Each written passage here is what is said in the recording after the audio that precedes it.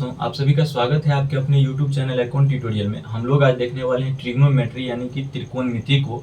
आप लोग को पता होगा कि त्रिकोणमिति में हम लोग अक्सर जो है समकोण त्रिभुज का अध्ययन करते हैं। तो चलिए जानते हैं कि सबसे पहले समकोण त्रिभुज किसे कहते हैं। तो देखिए, वैसा त्रिभुज जिसका कोई एक एंगल यदि 90 डिग्री का हो जाता है तो उस त्रिभुज को जो है हम लोग जो है समकोण त्रिभुज कहते हैं। अब यहाँ से जो है 3 बात याद रखना है आप लोग को कि 90 डिग्री के सामने की भुजा को जो है हम लोग कर्ण कहते हैं, यानी कि इंग्लिश में जो है हाइपोटेनस कहते हैं, जिसे जो है एच से इंडिकेट किया जाता है। अब दो भुजा जो बच जाता है, इस दो भुजा को कब लंब कहेंगे और कब आधार कहेंगे, ये डिपेंड करता है क्वेश्चन पर कि क्वेश्चन जो है किस एंगल का चर्चा कर रहा है। यदि क्वेश्चन इस एंगल का चर्चा करने लग जाए, इस एंगल को थीटा मानने लग जाए, तो इस एंगल की सामने की भुजा तो ये हो जाएगा, तो इस भुजा को जो है हम लोग लंब कहेंगे, यानी कि इंग्लिश में परपेंडिकुलर कहेंगे, जिसे पी से इंडिकेट करते हैं। और बाकी का भुजा एक ये बच जाता है, तो इस भुजा को हम लोग तब आधार कहेंगे, जिसे इंग्लिश में बेस कहते हैं, जिसे बी से इंडिकेट किया जाता है। अब क्वेश्चन जो है इस एंगल का चर्चा ना करके क्वेश्चन इस एंगल का यदि चर्चा करने लग जाए, तो इस एंगल का जब क्वेश्चन चर्चा करने लग जाए तो इस एंगल की सामने की भुजा तो ये हो जाएगा, तब इस भुजा को हम लोग लंब कहेंगे, यानी कि परपेंडिकुलर कहेंगे, और इस भुजा को तब आधार कहेंगे। यानी कहने का मतलब लंब जो डिपेंड करता है वो एंगल पर डिपेंड करता है कि कौन सा एंगल का चर्चा किया जा रहा है। जिस एंगल का चर्चा किया जाएगा उस एंगल की सामने की भुजा को जो है हम लोग लंब कहेंगे, ठीक ना। अब इसके आगे जो हम लोग को पढ़ना है वो है त्रिकोणमितीय अनुपात। तो कुल मिला के जो होता है वो 6 प्रकार के त्रिकोणमितीय अनुपात होता है। तो चलिए जानते हैं कि कौन कौन से त्रिकोणमितीय अनुपात 6 टाइप के होता है। यहाँ से जो है हम एक बार लंब में जो है कर्ण से भाग दे सकते हैं, यानी कि एच से भाग दे सकते हैं। इसी तरह लंब में जो है एक बार हम आधार से भी भाग दे सकते हैं, तो इसी को जो है हम लोग त्रिकोणमितीय अनुपात कहते हैं। और इस तरह कर करके जो है 6 टाइप के त्रिकोणमितीय अनुपात होता है, ठीक ना। अब जो है हम कैसे फिर अगला त्रिकोणमितीय अनुपात निकालेंगे। एक बार कर्ण में क्या करेंगे कि लंब से भाग कर देंगे, यानी कि एच में जो है एच में क्या करेंगे पी से भाग कर देंगे। यहाँ तो पी में बी से भाग किए थे ना, यानी कि आधार से भाग किए थे, एच मिस्टेक में लिखा गया। अब देखिए कर्ण में क्या कर रहे हैं कि लंब से भाग कर रहे हैं, और एक बार कर्ण में जो है आधार से भाग करेंगे, यानी कि एच में जो है हम एक बार बी से भाग करेंगे। तो ये 4 टाइप के त्रिकोणमितीय अनुपात हो गया। अब 5वां त्रिकोणमितीय अनुपात जो हम निकालेंगे कि इस आधार में क्या करेंगे कि एक बार इस कर्ण से भाग कर देंगे, यानी कि बी में जो है एच से भाग कर देंगे। इसी तरह इस बी में यानी कि आधार में एक बार लंब से भाग कर देंगे, यानी कि बी में पी से भाग कर देंगे। और यही 6 प्रकार के जो होता है वो त्रिकोणमितीय अनुपात होता है। अब P बटा H को जो है साइन थीटा नाम दिया गया है, और साइन थीटा का उल्टा जो होता है वो कोसेक थीटा होता है, यानी कि विपरीत जो होता है वो कोसेक थीटा होता है। तो साइन थीटा को यदि हम P बटा H कहते हैं, और साइन थीटा का उल्टा यानी कि विपरीत यदि कोसेक थीटा होता है, तो कोसेक थीटा जो हो जाएगा वो H बटा P हो जाएगा, यानी कि उल्टा हो जाएगा। तो H बटा P को हम क्या कहेंगे, कोसेक थीटा कहेंगे। उसके बाद P बटा B को जो है हम लोग टेन थीटा कहते हैं, और टेन थीटा का जो उल्टा होता है वो कॉट थीटा होता है। तो जब टेन थीटा P बटा B होता है और टेन थीटा का उल्टा कॉट थीटा होता है, यानी कि विपरीत कॉट थीटा होता है, तो कॉट थीटा इसका मतलब B बटा P हो जाएगा, यानी कि B बटा P को जो है हम लोग कॉट थीटा कहेंगे। उसके बाद कॉस थीटा को जो है हम लोग B बटा H कहते हैं, यानी कि B बटा H का जो मान हो जाएगा वो कोस थीटा हो जाएगा यहाँ से। और कोस थीटा का जो उल्टा होता है वो सेक थीटा होता है। तो सेक थीटा को जब कोस थीटा को हम लोग B बटा H लिख सकते हैं, तो सेक थीटा जब कोस थीटा का उल्टा होता है तो H बटा B को जो है हम लोग सेक थीटा कह सकते हैं यहाँ से। अब देखिए यहाँ यदि साइन थीटा कोसेक थीटा का उल्टा होता है, यानी कि विपरीत होता है, तो साइन थीटा को तो हम इस प्रकार भी लिख सकते हैं, यदि उल्टा होता है कोसेक थीटा का तो 1 बटा कोसेक थीटा लिख सकते हैं, या तो कोसेक थीटा लिख सकते हैं, सी यहाँ होगा, कोसेक थीटा लिख सकते हैं, या कोसेक थीटा बराबर हम इस तरह लिख सकते हैं, कोसेक थीटा बराबर 1 बटा साइन थीटा लिख सकते हैं, क्योंकि साइन और कोसेक जो होता है वो एक दूसरे का उल्टा होता है। अब यहाँ से यदि साइन भाग में है और इधर आएगा तो गुना में हो जाएगा, यानी कहने का मतलब यहाँ से हम लिख सकते हैं कोसेक थीटा गुने साइन थीटा बराबर जो हो जाएगा वो 1 हो जाएगा, ठीक ना। अब देखिए यहाँ से एक फॉर्मूला निकल गया। अब यहाँ से यदि एक टेन थीटा का उल्टा क्या होता है, कॉट थीटा होता है, तो टेन थीटा को भी हम इस तरह लिख सकते हैं, टेन थीटा बराबर 1/कॉट थीटा, या कोट थीटा बराबर 1/tan थीटा लिख सकते हैं, क्योंकि टेन और कोट एक दूसरे का उल्टा होता है। अब यदि यहाँ कोट भाग में है तो इधर यदि लाएंगे तो गुना में हो जाएगा, यानी कि टेन थीटा गुने कोट थीटा और बराबर 1 हो जाएगा यहाँ से।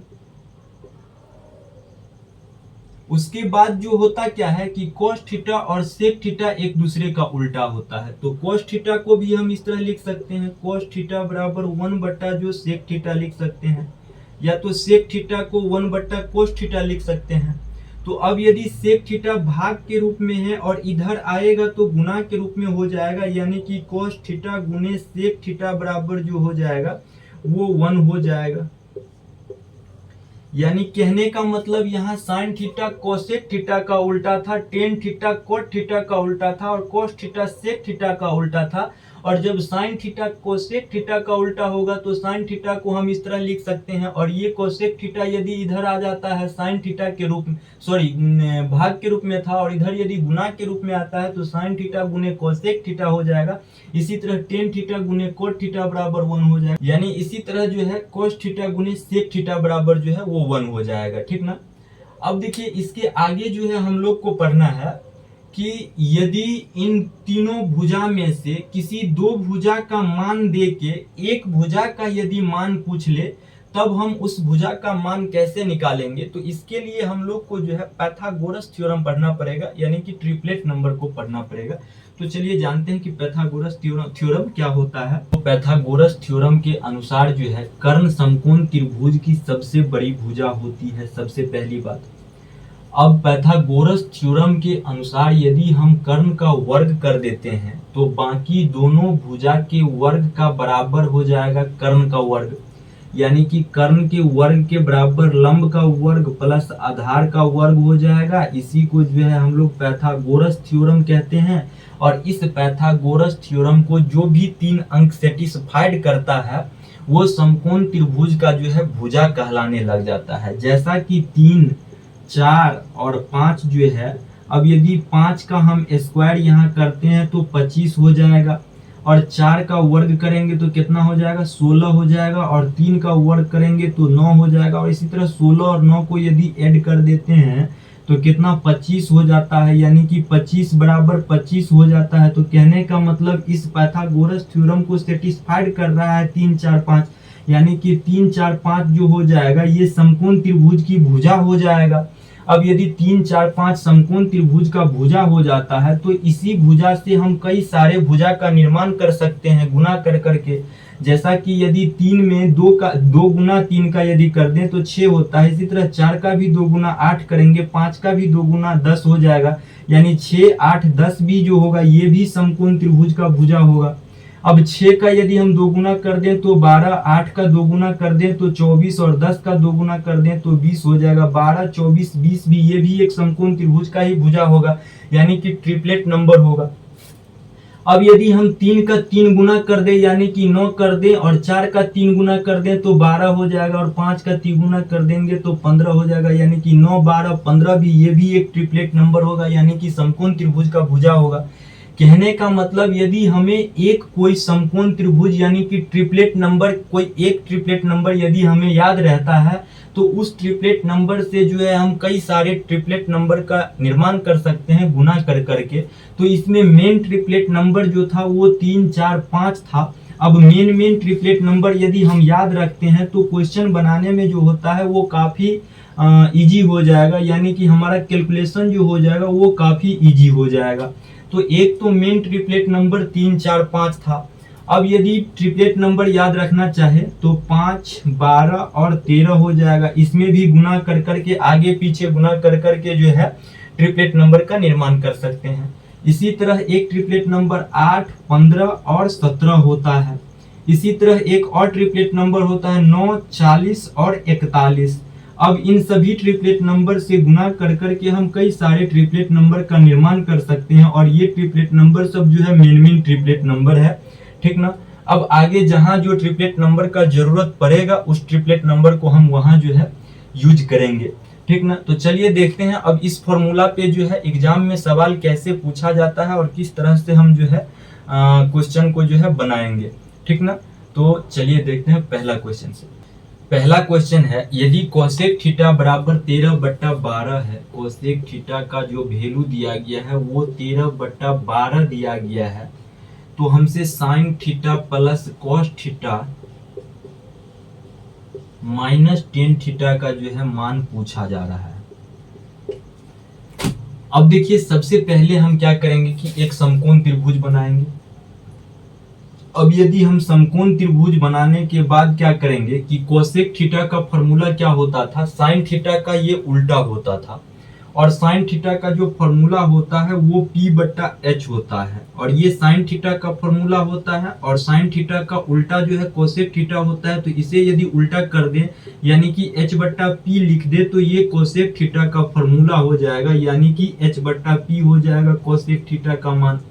अब यदि कोसेक थीटा का मान यहाँ से H/P होता है तो H वाला जो हो जाएगा यानी कि कर्ण, और P यानी कि ये लंब हो जाएगा। तो 90 डिग्री के सामने की भुजा को हम लोग क्या कहते हैं, कर्ण कहते हैं, यानी कि ये भुजा जो है 13 सेंटीमीटर हो जाता है यदि। तो अब लंब डिपेंड करता है कि किस एंगल का क्वेश्चन में चर्चा किया जा रहा है। तो क्वेश्चन में यदि हम मान ले इस एंगल को थीटा, तो इस एंगल की सामने की भुजा को क्या कहेंगे, लंब कहेंगे, यानी कि इस एंगल को यदि थीटा मान ले तो P यानी कि लंब 12 जो हो जाएगा ये एंगल हो जाएगा। अब बाकी का एक भुजा ये आधार होगा, तो ये आधार अब हमें तो पाइथागोरस थ्योरम से पता करना पड़ेगा, और नहीं तो यदि पाइथागोरस थ्योरम नहीं लगाना चाहते हैं तो अभी जस्ट पीछे बताया था मैंने कि ट्रिपलेट नंबर जो होता है वो 3, 4, 5 होता है, और एक ट्रिपलेट नंबर जो होता है वो 5, 12, 13 होता है। यदि इसे आप याद रखते हैं तो कैलकुलेशन थोड़ा सा इजी हो जाता है। तो इसी तरह देखिए 13 और 12 वाला ट्रिपलेट नंबर इसमें लगेगा। 13 और 12 यदि है तो एक भुजा सिर्फ बचता है जो 5 होगा, यानी कि ये भुजा 5 हो जाएगा। और नहीं तो यदि पाइथागोरस थ्योरम से इसे भी पता करना चाहते हैं तो पाइथागोरस थ्योरम जो होता है h² बराबर p² प्लस b² होता है। अब h² हमें पता था कि 13 है, तो 13 का यदि स्क्वायर करेंगे तो 169, और p भी पता था यानी कि लंब, तो 12 का स्क्वायर हम करेंगे तो कितना 144 हो जाएगा, और b तो हमें पता ही करना था तो b को रहने देंगे यानी कि b²। अब 144 इधर प्लस में था और इधर लाएंगे तो माइनस में हो जाएगा, यानी कि 169 में से 144 घटेगा तो 25 हो जाएगा, और b इधर स्क्वायर में है, और इधर स्क्वायर यदि b को खत्म करेंगे तो इधर रूट हो जाएगा, यानी कि b बराबर √25 हो जाएगा। और कहने का मतलब b का जो मान हो जाएगा वो 25 का यदि हम स्क्वायर रूट करते हैं तो 5 हो जाता है। तो ट्रिपलेट नंबर याद नहीं रहने से फिर जो है इतना कैलकुलेशन जो है ज्यादा यानी कि एक्स्ट्रा हमें करना पड़ेगा। और यदि ट्रिपलेट नंबर सिर्फ याद रहता कि 5, 12, 13 का होता है तो एक भुजा तो 13 था और एक भुजा 12 था, तो बाकी का भुजा क्या होता, 5 होता, ठीक ना। तो कैलकुलेशन से बचने के लिए आपको ट्रिपलेट नंबर याद करना पड़ेगा, जो ट्रिपलेट नंबर हमने पीछे लिखा दिया है, ठीक ना। अब देखिए यहाँ क्वेश्चन में क्या करना था, sine theta plus cos theta minus tan theta का मान पता करना था। तो साइन थीटा का फॉर्मूला P/H होता है, और कॉस थीटा का फॉर्मूला जो होता है वो B/H होता है, और टेन थीटा का जो फॉर्मूला होता है वो P/B होता है। अब देखिए साइन थीटा P, तो P थीटा के सामने की भुजा को कहते हैं यानी कि 12 हो जाएगा, और H जो है 90 डिग्री यानी कि 90 डिग्री के सामने की भुजा को कहते हैं यानी कि 13 हो जाएगा, तो 12/13। इसी तरह cos थीटा को B/H कहते हैं, सॉरी B/B लिखा गया, B/H कहते हैं ना। तो cos थीटा को जब B/H कहते हैं तो B तो ये भुजा है यानी कि 5, और B/H यानी कि कर्ण, तो कर्ण तो 13 है यानी कि 5/13 हो जाएगा, और P थीटा के सामने की भुजा कहते हैं यानी कि 12, और उसके बाद B, तो B किसे कहते हैं, 5 को कहते हैं। और यहाँ माइनस था तो माइनस लिखेंगे, यहाँ प्लस था तो प्लस लिखेंगे। अब यदि भिन्न जोड़ घटाव करते हैं तो 13 13 और 5 का जो एलसीएम हो जाएगा वो 65 हो जाएगा, और 13 पच्चे 65, तो 12 पंचे 60 यहाँ हो जाएगा, 13 पच्चे 65, तो यहाँ 25 हो जाएगा। उसके बाद यहाँ से 5 13, तो 12 गुने 13 यदि हम करते हैं तो कितना हो जाएगा, 12 गुने 13, देखिए 3 दूनी 6 हो जाता है, 2 एक 2 और 3 एक 3, यानी 3 2 5 हो जाएगा, और 1 एक 1, यानी कि 156 हो जाता है, 156 हो जाता है। अब 60 और 25 जो होगा वो 85 होगा, और 85 में से 156 को यदि घटाएंगे तो -71 बटा जो है वो 65 हो जाएगा इसका आंसर, ठीक ना। तो चलिए अब देखते हैं अगला क्वेश्चन। अगला क्वेश्चन है कि sine theta minus cos theta बराबर जो है, sine theta minus cos theta बराबर जो है वो 7/13 दिया गया है, और हमसे जो है sine theta plus cos theta का मान पूछा जा रहा है। तो देखिए यदि इस सवाल को थोड़ा सा यदि हम फॉर्मूला लगा के हल करें तो साइन थीटा का फॉर्मूला p/h होता है, और कोस थीटा का फॉर्मूला जो होता है वो b/h होता है। अब बीच में माइनस का चिन्ह है, यानी कि हम घटाएंगे तो p/h माइनस b/h बराबर जो हो जाएगा 7/13 दिया गया है क्वेश्चन में। तो अब देखिए यहाँ से यदि हम h और h का एलसीएम लेते हैं तो h हो जाएगा, और h होगा तो p माइनस यहाँ से b हो जाएगा, और बराबर 7/13 का जो है 7/13 रहेगा। और h यानी कि कर्ण जो हो जाएगा वो फिक्स होगा यहाँ से कि 13 हो गया है, लेकिन लंब और आधार का भुजा यहाँ से हमें डिक्लेयर पता नहीं चलता है, लेकिन इतना तो जरूर पता चल रहा है कि लंब और आधार में जो भी अंतर रहेगा वो 7 का अंतर रहेगा। तो सबसे पहले हम क्या करेंगे कि एक समकोण त्रिभुज बनाएंगे, और समकोण त्रिभुज यदि हम सबसे पहले बनाते हैं तो कर्ण तो हमें डिक्लेयर पता है कि 13 है, तो कर्ण जो होता है वो 90 डिग्री के सामने की भुजा को कर्ण कहते हैं, यानी कि ये भुजा 13 हो जाएगा। अब इस भुजा में और इस भुजा में अंतर जो है वो 7 का होना चाहिए।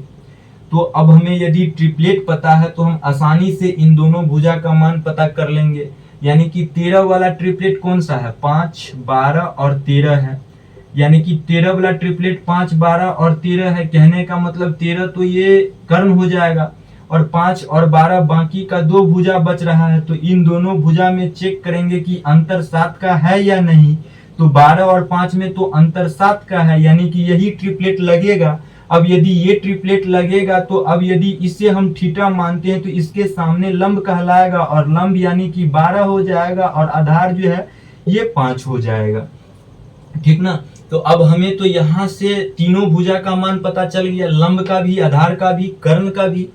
तो अब यहाँ से हम sine theta plus cos theta का मान निकाल सकते हैं। साइन थीटा में p/h होगा, और कोस थीटा में क्या होगा, b/h होगा ना। तो साइन थीटा को p/h, तो p/h का मान क्या होगा, p यानी कि 12 है और h क्या 13 है, प्लस का चिन्ह क्वेश्चन में है तो प्लस, उसके बाद कोस थीटा, तो कोस थीटा का फॉर्मूला होता है b/h, तो b यहाँ क्या है 5 है, और h क्या है 13 है, यानी कि 5/13 लेंगे।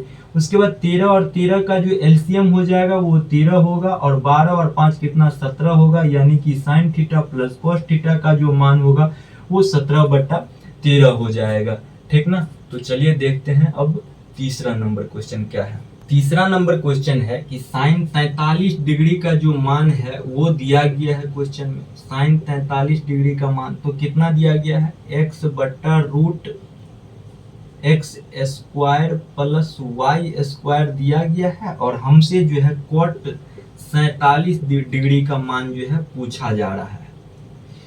तो देखिए सबसे पहले क्या करेंगे कि साइन का फॉर्मूला क्या होता है, p/h होता है, यानी साइन का फॉर्मूला p/h हो जाएगा।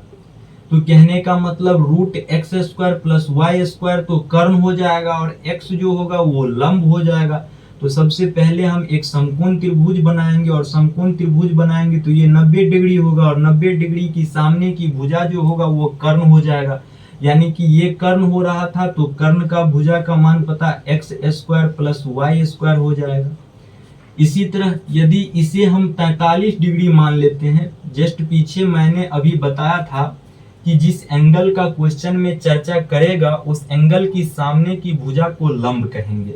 तो माना कि यदि हम इस कोण को, इस एंगल को 43 डिग्री मान लेते हैं, तो इस 43 डिग्री के सामने की भुजा को लंब कहेंगे, यानी कि लंब x है तो ये भुजा x हो जाएगा। अब ये भुजा 90, ये भुजा 43, तो ये भुजा 47 होगा। इसलिए 47 होगा क्योंकि त्रिभुज के तीनों कोण का योग जो होता है वो 180 डिग्री होता है। तो अब 43 और 47, 90 और 90 कितना, 180 डिग्री हो जाएगा, ठीक ना। अब सिर्फ एक भुजा बचा आधार, तो आधार निकालने के लिए हम फिर फॉर्मूला यूज करेंगे पाइथागोरस थ्योरम का। एच स्क्वायर बराबर जो होता है वो P square plus B square होता है। एच स्क्वायर करेंगे यानी कि root X square plus Y square जो रूट में है, इसका यदि स्क्वायर करते हैं तो रूट खत्म हो जाएगा, यानी कि हमें बच जाएगा क्या, X square plus Y square बच जाएगा, बराबर पी क्या एक्स है तो एक्स का स्क्वायर करेंगे इधर, प्लस बी में बी का तो मान हमें पता ही करना है तो बी को बी रहने देंगे, यानी कि बी स्क्वायर। अब एक्स स्क्वायर को इधर लाएंगे तो एक्स स्क्वायर से एक्स स्क्वायर खत्म हो जाएगा, यानी कि बी स्क्वायर बराबर जो बचेगा वो वाई स्क्वायर बचेगा और वाई से वाई खत्म हो जाएगा, यानी कि बी बेस आधार जो मेरा हो जाएगा वो वाई हो जाएगा। अब यहाँ से हमें क्या निकालना था, कोट 47 डिग्री का मान निकालना था। तो कोट 47 डिग्री का जब मान निकालेंगे तो सबसे पहले याद करेंगे कि टेन थीटा का फॉर्मूला क्या होता है, P बट्टा बी होता है। अब टेन थीटा का फॉर्मूला यदि P बट्टा बी होता है तो टेन थीटा का उल्टा होता है कोट थीटा, यानी कि कोट थीटा जो हो जाएगा वो B बट्टा पी हो जाएगा।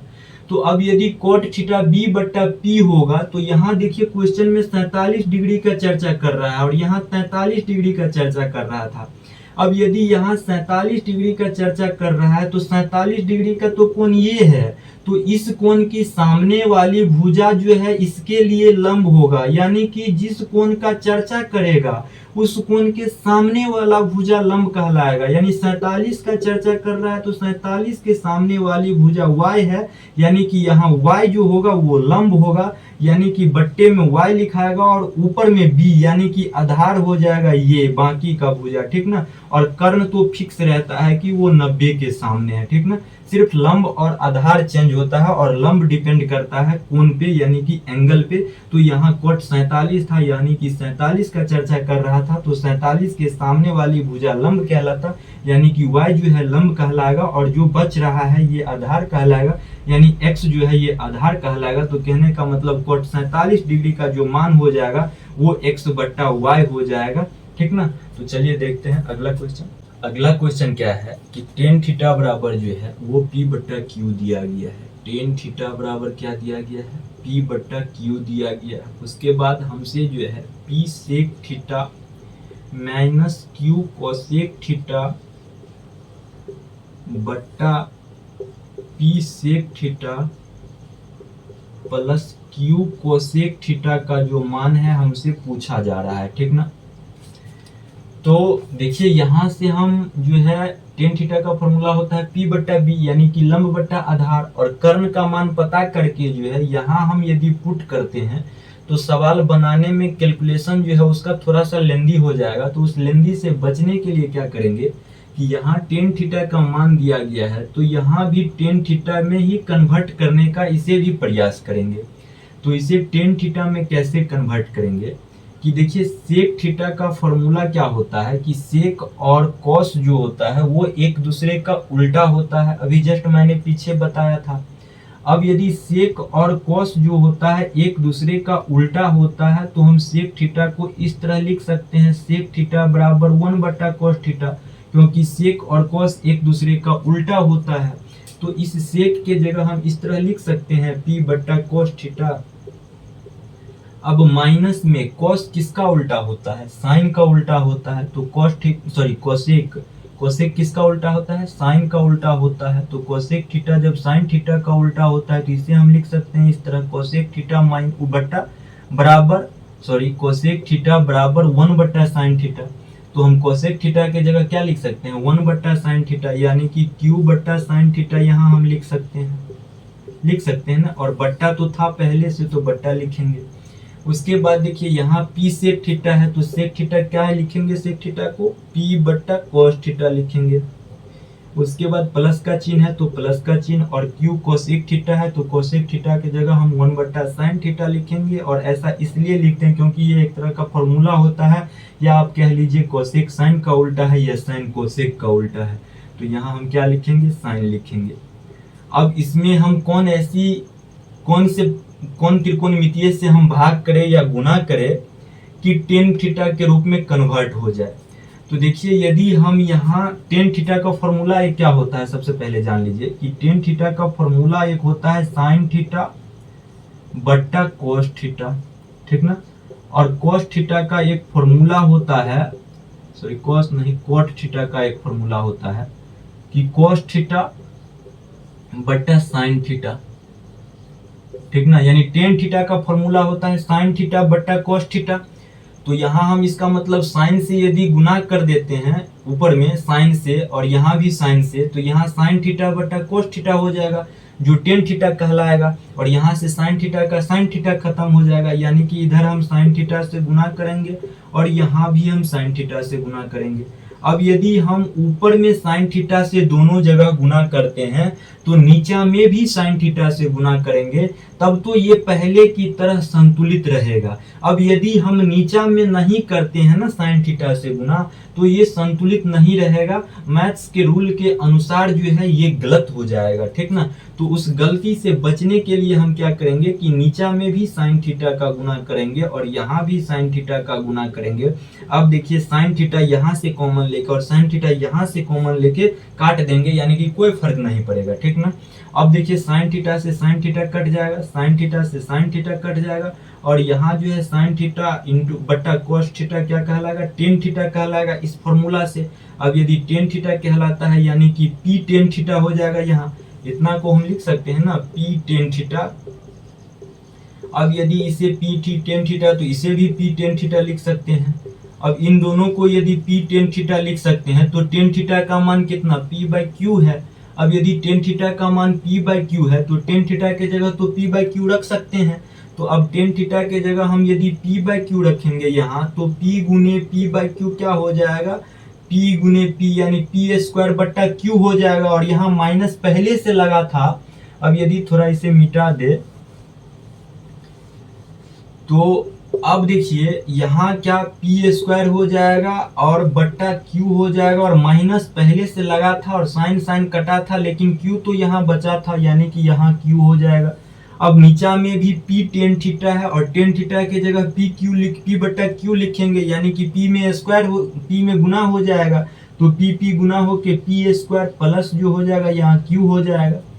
अब देखिए, यहाँ हम क्यू एलसीएम, यहाँ नहीं कुछ तो एक और यहाँ भी नहीं कुछ तो एक हो जाएगा, और क्यू यहाँ एलसीएम और क्यू यहाँ एलसीएम से जो होगा, ये लेते हैं एलसीएम, रुकिए। यदि यहाँ क्यू का एलसीएम लेंगे तो पी स्क्वायर और माइनस यहाँ क्यू स्क्वायर हो जाएगा, और क्यू यहाँ एलसीएम लेके और क्यू यहाँ से एलसीएम लेके दोनों क्यू जो है खत्म हो जाएगा। इसी तरह यहाँ जो हो जाएगा, अब P square plus Q square हो जाएगा, जो आपका जो है इतना का मान हो जाएगा, ठीक ना, जो क्वेश्चन में पूछा जा रहा था। यानी कि ऑप्शन जो हो जाएगा आपका वो सी नंबर होगा। अगला क्वेश्चन क्या है कि साइन माइनस ए का मान क्या होगा। देखिए, एसएससी सीएचएसएल में डायरेक्ट पूछा गया है, जो फॉर्मूला है साइन माइनस ए का मान पूछा है, साइन माइनस ए का। यदि साइन माइनस ए का यहाँ मान पूछा है तो कॉस माइनस ए का भी मान हो सकता है, इसी तरह सेक माइनस ए का भी मान हो सकता है। अब देखिए, टेन माइनस ए का भी मान हो सकता है, और कॉट माइनस ए का भी मान हो सकता है ना। उसी तरह अब टेन कॉट कोसेक बचा ना एक, यानी कि कोसेक का भी मान एंगल निगेटिव हो सकता है। अब यदि देखिए, सभी का मान यदि सभी का एंगल यदि निगेटिव है, यहाँ देखिए साइन का भी एंगल निगेटिव है, तो माइनस साइन हो जाएगा, यहाँ माइनस साइन ए होगा, निगेटिव एंगल होने पे पीछे माइनस आ जाएगा। और कॉस का एंगल निगेटिव होने पे कॉस क्या हो जाएगा, पॉजिटिव हो जाएगा, यानी कि कॉस ए होगा। इसी तरह सेक का एंगल निगेटिव होने पे क्या होगा, सेक भी पॉजिटिव हो जाएगा, क्योंकि कॉस और सेक एक दूसरे का उल्टा है। तो याद रखेंगे कि कॉस और सेक एक दूसरे का उल्टा है, तो कॉस यदि पॉजिटिव हो रहा है तो सेक भी पॉजिटिव होगा। बाद बाकी का एंगल निगेटिव होगा तो उसका मान जो है निगेटिव ही होगा, कॉस और सेक के छोड़ के। तो टेन का एंगल क्या है, निगेटिव है, तो -10a हो जाएगा। और कॉट का भी एंगल निगेटिव है तो -cot a हो जाएगा। और कोसेक का एंगल यदि निगेटिव है तो कोसेक जो है भी निगेटिव में हो जाएगा इसका मान, ठीक ना। तो आज